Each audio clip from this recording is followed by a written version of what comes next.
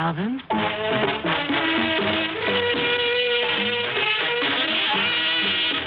Theater 5 presents My Other Self.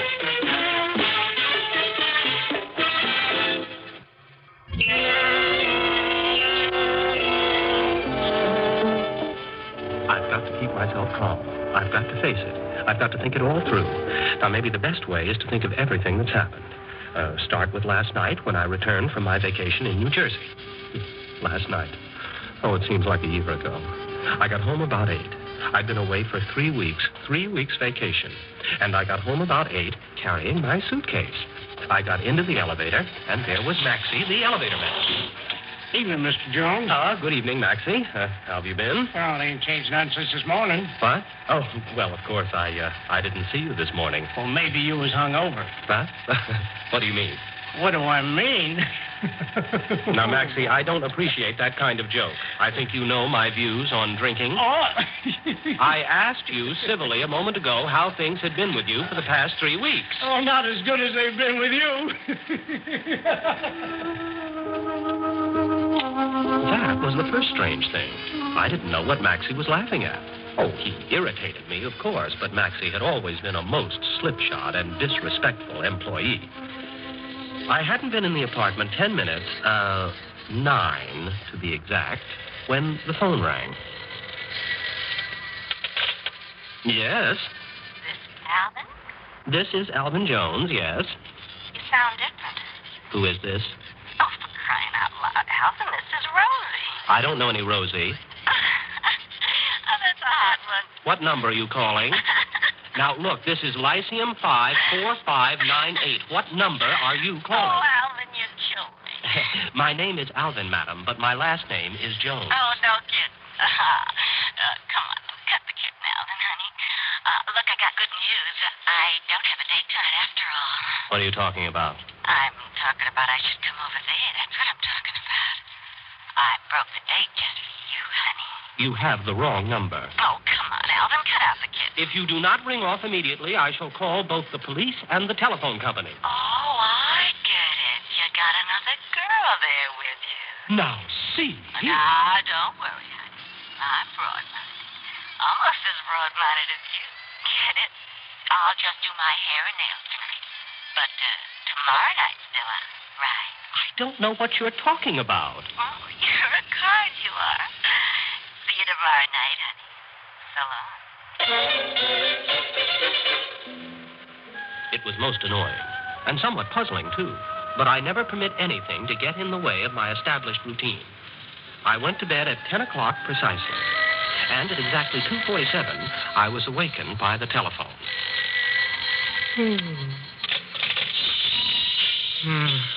Yes? Hey, Alvin, baby. Who is this? It's me, Alvin. Hey, where you been tonight? The joint's still open. Why don't you come on down? We need some laughs. I'm afraid I don't know who you are, and at any rate, it's 2:47 in the morning. Well, you said you dropped in tonight, Alvin, baby. Oh, you have the wrong number.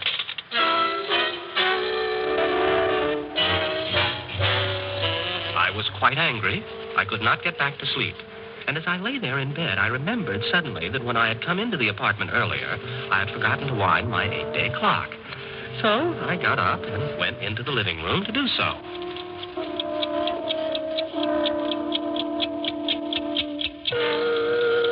I had been away for 3 weeks, and my 8-day clock was running. It was terribly frightening. Inside, I was shaking, and there was nothing I could do about it. I drank a glass of milk to try to calm myself. Then I dropped the glass. I had been away for 3 weeks. How did it happen that there was fresh milk in the refrigerator? Toward dawn, I dozed off. But the last thing I remember, I was trembling. In the morning, when the elevator came up for me, Maxie was back on duty again. Morning, Mr. Jones. Good morning, Maxie. Maxie, Yes? did you or anyone else in the building let anyone into my apartment in the last 21 days? What? 21 days? You mean 3 weeks? No, Mr. Jones. Well, when I came home last night, my clock was ticking. Well, why not, Mr. Jones? That's what clocks do. They tick. Well, who set it? Didn't you? Maxie, it's an 8-day clock. I want to know if anyone's been in my apartment in the last 3 weeks. Nobody but you, as far as I know. Me? Sure. Oh, and that girl, too. What girl? Well, here we are, main floor. What girl, Maxie? Oh, you're some kidder, Mr. Jones. Now, did I understand you to say that there was a girl in my apartment? Now, look, I know you told me don't mention to anyone else, but what's the harm in mentioning her to you? We both know about it. Maxie! Now you sounded the way you used to be. Well, what do you mean by the way I used to be? Oh, well, you know, the way you always was before lately. You know, stiff, nasty kind of. Boy, I never seen such a change as since you got that girl. Some dish she is, too, huh?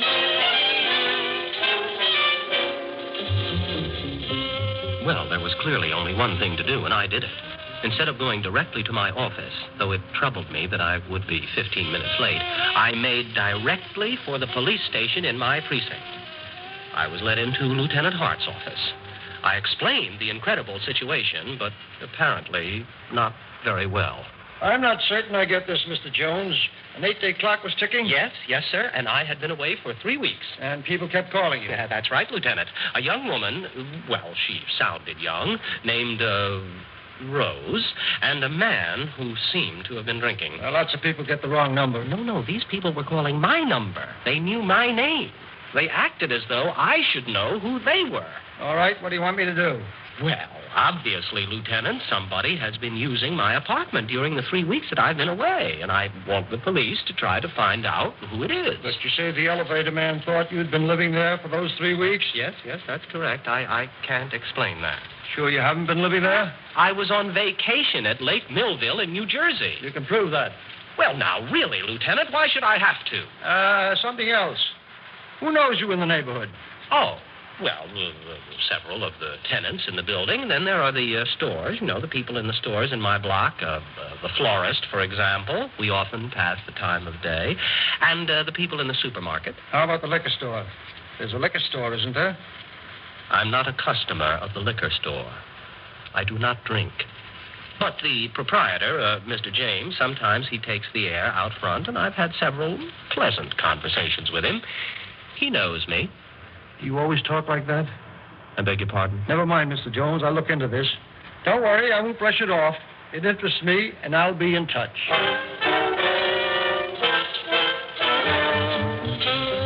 I felt vaguely that Lieutenant Hart seemed to be investigating me instead of the interloper who had made use of my apartment.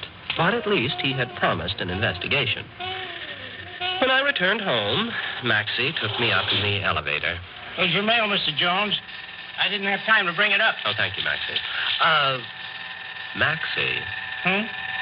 During the last 3 weeks, did I ever ask you to borrow your pass key? Yeah, sure. Well, you remember about 3 weeks ago, you locked yourself out. Came in here at 4 or 5 in the afternoon, you did. I gave you my pass key. I did give it back to you, didn't I? Oh, sure. Next morning, because when I gave it to you, I was going off duty. Thank you, Maxie. Thank you very much.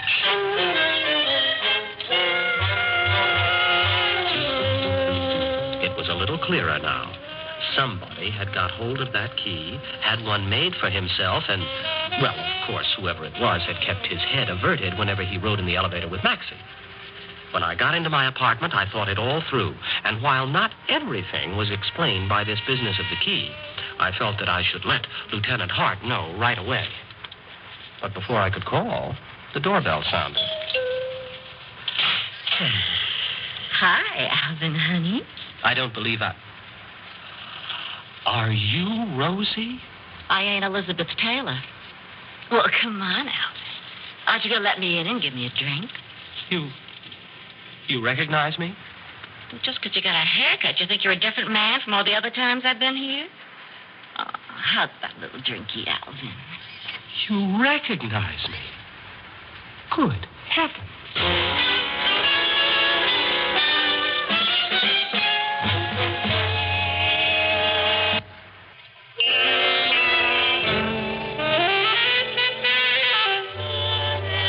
I stood aside and let the girl in. Rosie. And she recognized me. I couldn't understand it. She made herself right at home.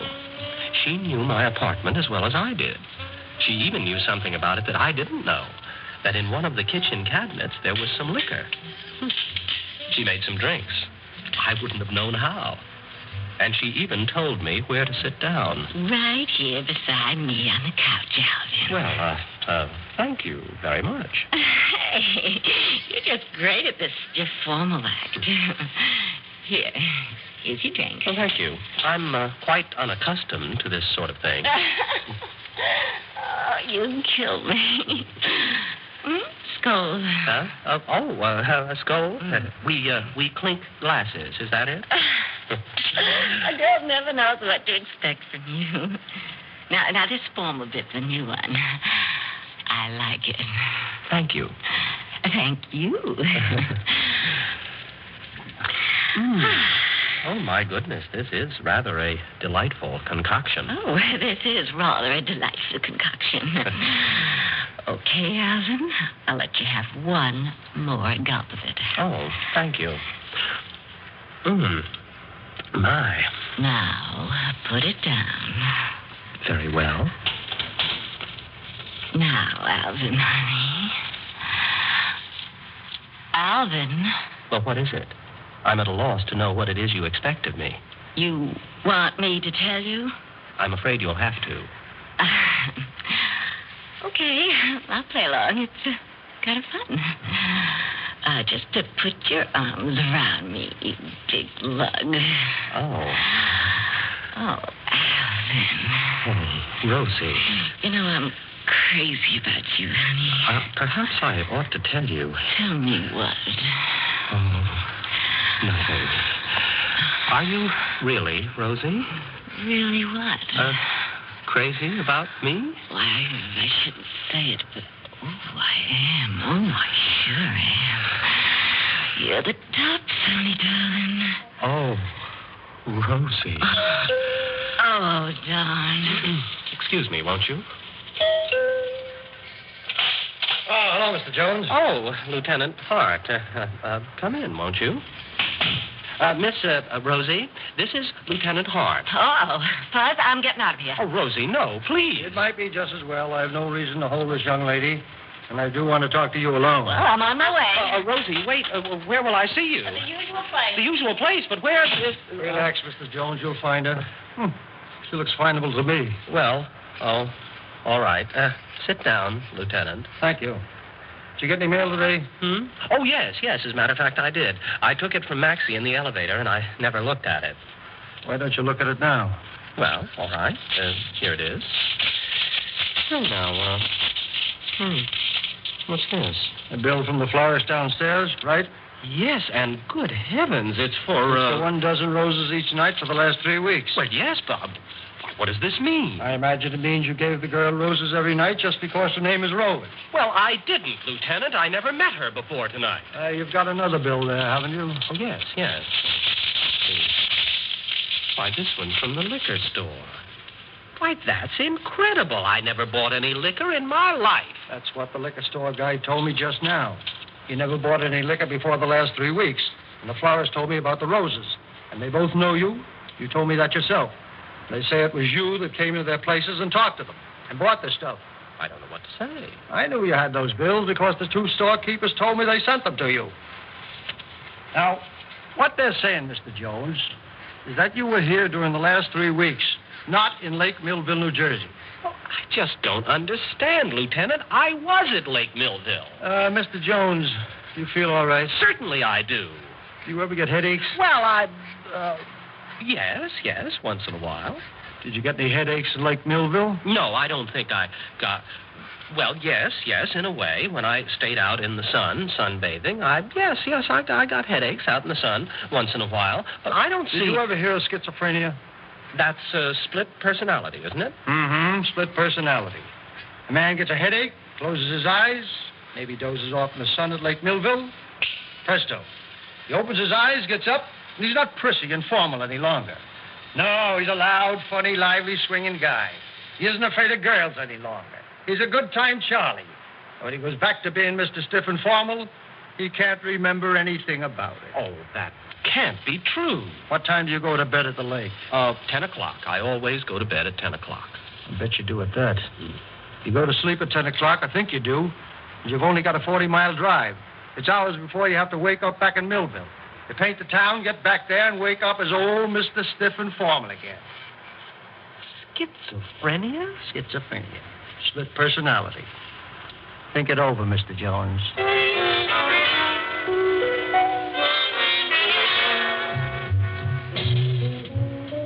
When he was gone, I stood for a long time just staring at the door. And then I remembered Rosie and how it had felt sipping that drink and then putting my arms around her. And then I remembered what Lieutenant Hart had said about split personality. And all of a sudden, I was out the door. And when the elevator came... Hi, Mr. Jones. Maxie, you know Rosie, don't you? Oh, sure. You introduced me, don't you remember? About 3 weeks ago or so. All right. If Rosie says she'll meet me in the usual place, where do you suppose that would be? Well, that's the name of the bar 3 blocks down, Mr. Jones. The usual place. I ran down the street, stumbling a little. And I came to that bar, and I went in. And I found Rosie in a booth toward the back. Well. Oh, Rosie. You've been running. Move over, Rosie. Let me sit down next to you. Hey, what's the matter? Just the way we sat next to each other on my couch.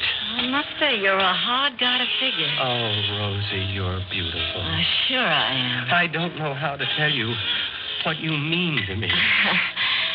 Now he's got a square act. I tell you. I love you, Rosie. And you have to love me just the way you behaved toward me back in my apartment. I've never had much experience with girls, but... now, please, Rosie. You're a case, you are. It's so hard to keep up with you.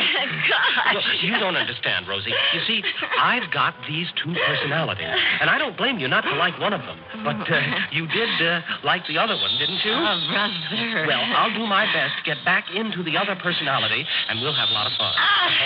We'll have a ball. Is that what they call it? A ball. We'll have a ball, Rosie. See, I never knew I had this other personality, but now that I do know, oh boy, I'm going to have some fun out of life. Mr. Jones, excuse me. Oh, Lieutenant Hart. Mr. Jones, I apologize to you. Huh? For all that split personality stuff I was talking about. We got the guy. What? Fact, an absolute double for you he is. Never saw anything like it. He saw you on the street one day, and he's been following you around taking notes ever since. He planned to have a ball and run up a big bill in your name. You mean this isn't the guy I've been dating the past 3 weeks? Nah, that guy's being held at the station. Well, it doesn't have to matter, Rose. It doesn't, huh? I thought you was acting funny tonight. And no wonder. You're not you. You're an imposter. Well, so long, Buster.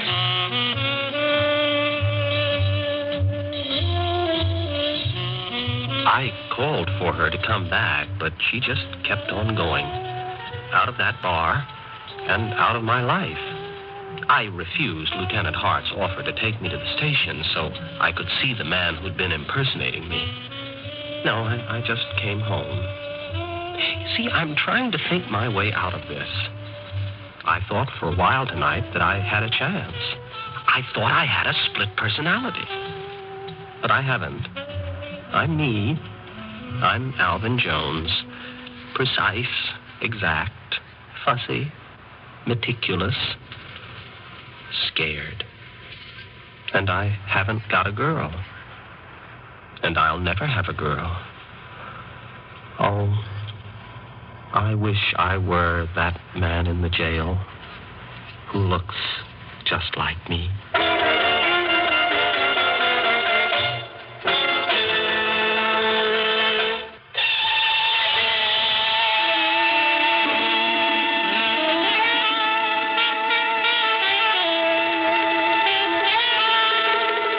Theater 5 has presented My Other Self, written by Robert Senadella and directed by Ted Bell. In the cast, William Redfield, Adrian Bayen, Walter Kinsella, and Sam Raskin. Audio engineer Marty Folya. Sound technician Ed Begley. Original music by Alexander Vlastotsenko. Script editor Jack C. Wilson. Orchestra under the direction of Glenn Osser. Executive producer for Theater 5, Edward A. Byron. We invite your comments. Write to Theater 5, New York 23, New York. This is Fred Foy speaking.